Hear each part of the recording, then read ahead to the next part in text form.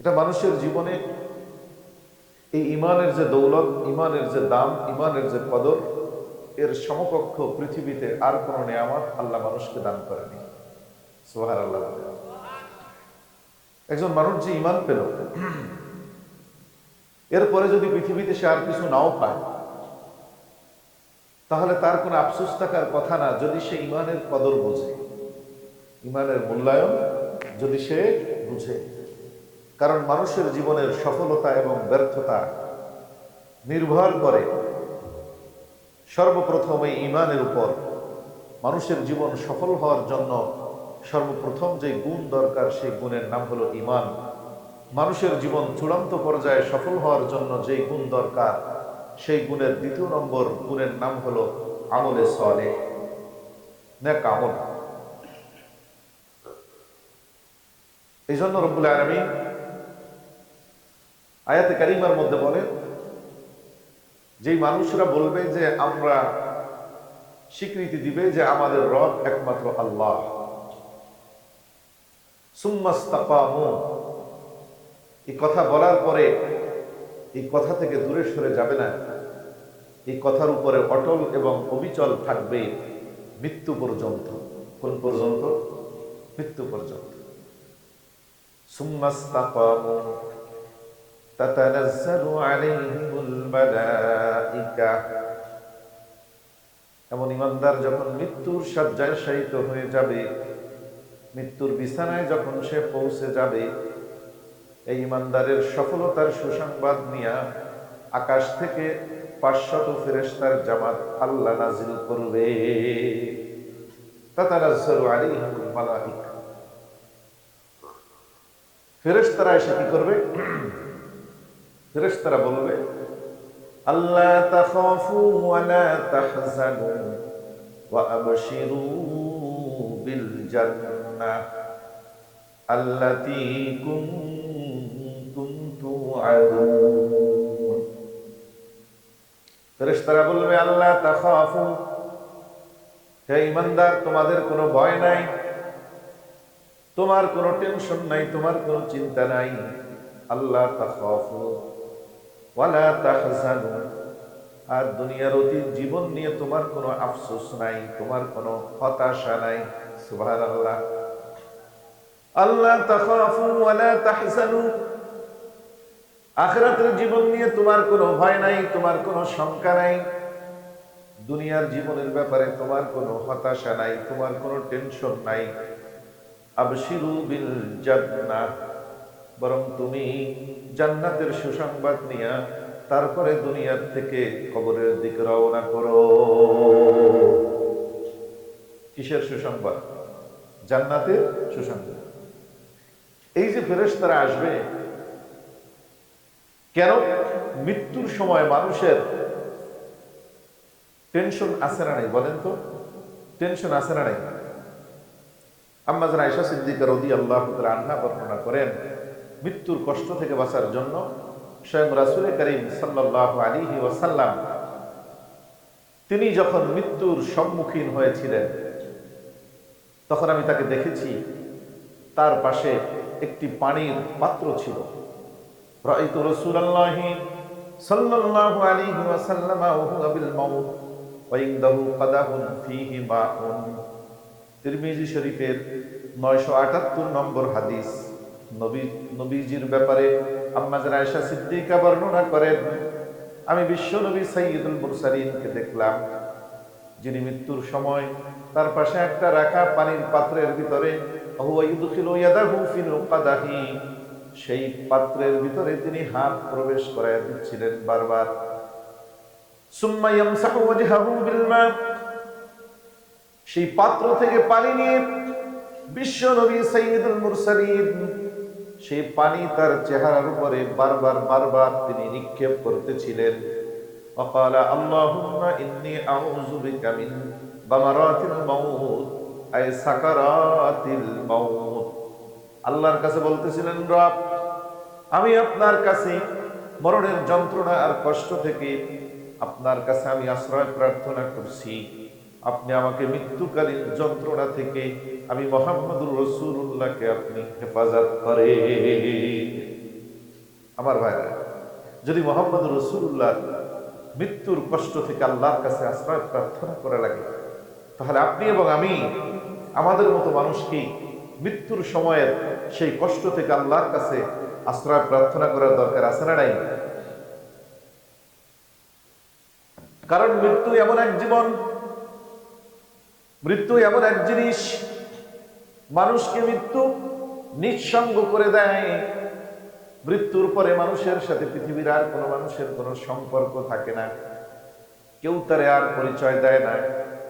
পরিচয় দেয় না বলতে তার সহযোগিতা হয়, তার উপকার হয়, তার সাথে যে তার হাসরের ময়দানে প্রথম গাঠি কবর, কবরের মধ্যে তার বিপদ আপদ দূর করার জন্য কোনো মানুষ তার সহযোগী থাকে না।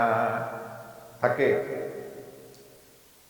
এই জন্য মৃত্যু বড় ভয়, কারণ এই মৃত্যু মানুষকে দুনিয়ার সকল সম্পর্ক থেকে বিচ্ছিন্ন করে দেয়। একজন মানুষ যদি পুলিশে ধরে নিয়ে যায়, জেলখানায় যদি নিয়ে যায়, জেলখানায় কিছু মানুষ পাওয়া যায় যেই মানুষগুলো অন্তত পক্ষে তার কষ্টের কথা, তার দুঃখ এবং বেদনার কথা সেই মানুষগুলোর কাছে কিন্তু বলা যায়। যায় কি যায় না? একটু গল্প স্বল্প করতে পারে, সপ্তাহে 1-2 দিন পরিবারের মানুষ খবর নিতে পারে। কিন্তু কবর এমন এক জায়গা, যেই জায়গা প্রবেশ করার পরে পৃথিবীর সকল সম্পর্ক কাট অফ হয়ে যায়, সকল সম্পর্ক বিচ্ছিন্ন হয়ে যায়।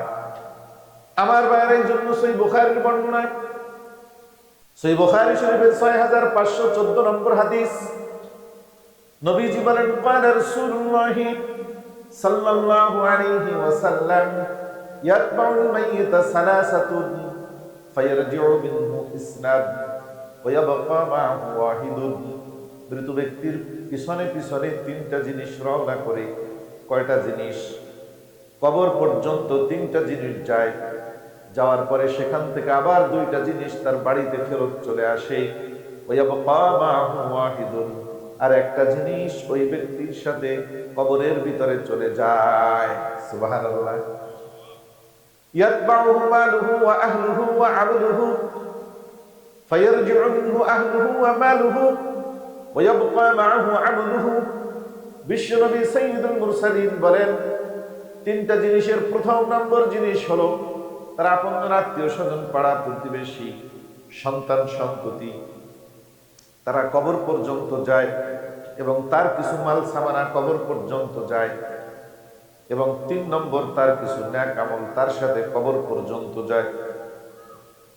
কিন্তু কবর থেকে আবার 2 জিনিস ফেরত চলে আসে। তার আপনজন, আত্মীয় স্বজন কবর থেকে ফেরত চলে আসে। তার যেই খন্তা, যেই কুড়াল, যেই রশি, যেই কোদাল, যেই ঝুড়ি, জুতা, স্যান্ডেল, কাপড় চোপড় কবর পর্যন্ত যায়, সেইগুলো আবার কবর থেকে বাড়িতে নিয়ে আসে। ঠিক না বেটা? ওয়ায়াবকা মাহু আমলুহু, শুধুমাত্র কেবলমাত্র তার সাথে যেটা কবরে যায় সেটা হলো তার নেক আমল। নেক আমল ছাড়া এই বান্দার সাথে দুনিয়া থেকে আর কোনো কিছু যাবে না। নিঃসঙ্গভাবে তাকে কবরে পড়ে থাকতে হবে। এই জন্য বিশ্ব নবী মুহাম্মদুর রাসূলুল্লাহ সাল্লাল্লাহু আলাইহি ওয়াসাল্লামের জলিল কদর সাহাবী হযরত ওসমান ইবনে আফফান রাদিয়াল্লাহু তাআলা আনহু, তিরমিজি শরীফের বর্ণনা, তিরমিজি শরীফের 2308 নম্বর হাদিস, হযরত ওসমান রাদিয়াল্লাহু তাআলা আনহুর গোলাম, আযাদকৃত গোলাম, তিনি বর্ণনা করেন, কানা উসমানু ইযা ওয়াকাফা আলা কবরিন বাকা হাত্তা ইয়ামুল্লা লিহিয়াতাহু। তিনি বলেন, হযরত ওসমান যখন খলিফাতুল মুসলিমিন, আমিরুল মুমিনিন, রাষ্ট্রপ্রধান, ধন সম্পদ কোনো কিছুর অভাব নাই, জনবলের অভাব নাই, ধন সম্পদের অভাব নাই, ক্ষমতার অভাব নাই, এমন সময় হযরত ওসমানকে আমি দেখেছি ইযা ওয়াকাফা আলা কবরিন বাকা, যখন তিনি কোনো কবরের পাশ দিয়ে যেতেন, কবর দেখলে তিনি দাঁড়িয়ে যেতেন এবং চোখ দিয়ে তার আষাঢ়ের বৃষ্টির মতো ঝরঝর ঝরঝর করে পানি পড়ত। ফাইযা কিলা লাহু তুযকারুল জান্নাতু ওয়ান নার ফালা তাবকি ওয়া তাবকি মিন হাযা। হযরত ওসমানকে যখন বলা হতো, হে ওসমান, আপনার সামনে যখন জান্নাত জাহান্নামের কথা আলোচনা করা হয়, আপনি এই পরিমাণ ক্রন্দন করেন না যেই পরিমাণ কবর দেখলে আপনি কাঁদেন। কবর দেখলে ক্রন্দন করতে করতে করতে করতে আপনার দাড়ি ভিজে, চোখের পানি জামার উপরে জুব্বাও ভিজে যায়। এত কাঁদেন কেন কবর দেখলে? জাহান্নামের ভয়ের চেয়েও কি কবরের ভয় বেশি আপনার?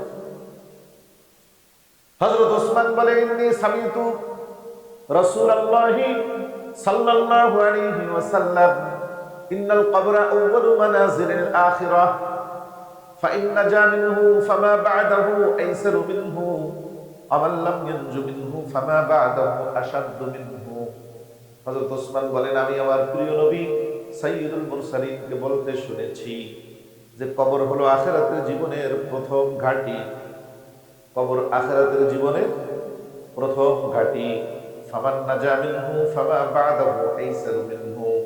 যেই ব্যক্তি কবরের ঘাটির ভিতরে মাপ পেয়ে যায়, আখিরাতের প্রত্যেকটা ঘাটি, হাসর, মিজান, পুলসুরাত, হাউজে কাউসার, এই ব্যক্তি নির্দ্বিধায় আল্লাহ তাআলা তাকে মাফ করে দেন।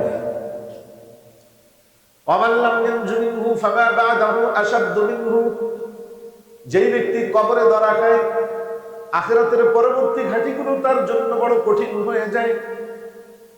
এরপরে হযরত ওসমান বলেন, নবীজি আরো বলেছেন, নবী এই কথাও বলেছেন, ফামা রাআইতু মানজারান কাত্তু ইল্লা ওয়াল কবরু আফজাউ মিনহু। আমি জাহান্নামের অনেক শাস্তি দেখেছি, কিন্তু আল্লাহর কসম, কবরের শাস্তির চেয়ে কোনো ভয়ানক শাস্তি আমার সামনে আমি দেখি নাই। কবর নিয়ে ভয় আছে না নাই? আছে না নাই? ও মুসলমানেরা, এই জন্য কবরে যেই ব্যক্তি নাজাত পেয়ে যায়, যেই ব্যক্তি কবরের পরীক্ষায় পাশ করে, ওই ব্যক্তির জীবনটাই কেবলমাত্র সফল হয়। যেই ব্যক্তি কবরের পরীক্ষায় ধরা খেয়ে যায়, কবরের পরীক্ষায় যেই ব্যক্তি পাশ করতে পারে না, কবরের সওয়াল জবাব যেই ব্যক্তি দিতে পারে না, ওই ব্যক্তির জীবনে কোনোদিন সফলতা আসতে পারে না। কথা বলেন ঠিক না বেঠিক? কিন্তু আমরা আজকে মনে করি টাকার ভিতরে সফলতা, গাড়ির ভিতরে সফলতা, বাড়ির ভিতরে সফলতা, বেশি বেশি খ্যাত খামার কামানের মধ্যে সফলতা। অথচ বিশ্ব নবী আমাদেরকে শিখিয়ে গেছেন, উম্মত, তোমাদের জীবনের শুধুমাত্র কেবলমাত্র সফলতা হলো কবরের নাজাতের উপর, কবরের সওয়াল জবাব সঠিকভাবে দেওয়ার উপর। মৃত্যুর সময় যদি জান্নাতের সুসংবাদ নিয়ে দুনিয়ার থেকে বিদায় হতে পারো, এর চেয়ে বড় সফলতা পৃথিবীতে মানুষের জীবনে আর হতে পারে না। ঠিক না? এই জন্য যারা মৃত্যুর কথা আলোচনা করে, বেশি বেশি মৃত্যুর কথা আলোচনা করে, নবীজি বলেছেন ওই মানুষগুলো পৃথিবীর মধ্যে সবচেয়ে বড় জ্ঞানী মানুষ।